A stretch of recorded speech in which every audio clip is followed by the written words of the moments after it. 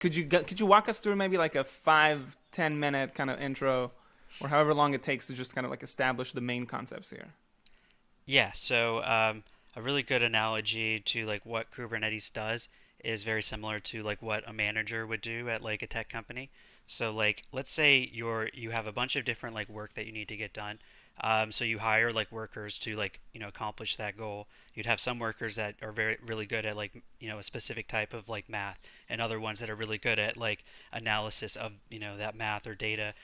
So they all have their like specific needs.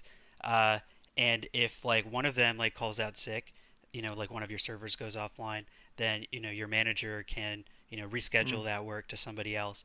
Let's say your workload goes up a lot and you need more workers. Kubernetes can then scale up and basically hire more workers. And Yeah, let's yeah. say you're in a downturn, things aren't going so well. So like then it can scale down. So it's kind of just And like fire how we people. got we gotta, yeah, we're going through tough times. We gotta lay off a couple of our workers, but you know thankfully they're not people. They're just servers. So Yeah.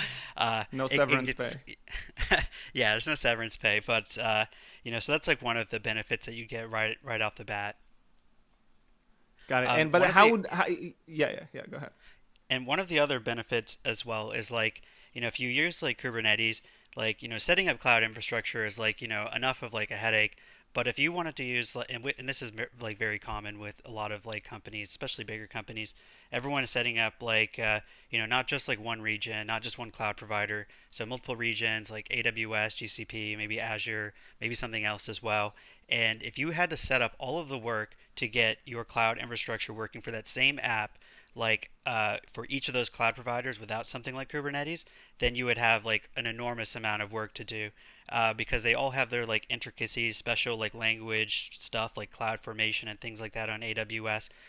Mm. But if you have like Kubernetes, you can just take the Kubernetes configuration and then just send that to your Kubernetes like cluster pool, and it does the exact same thing. So it kind of like makes the cloud a sort of like universal like layer that you can just have a way to describe your workload, and then Kubernetes can manage the rest.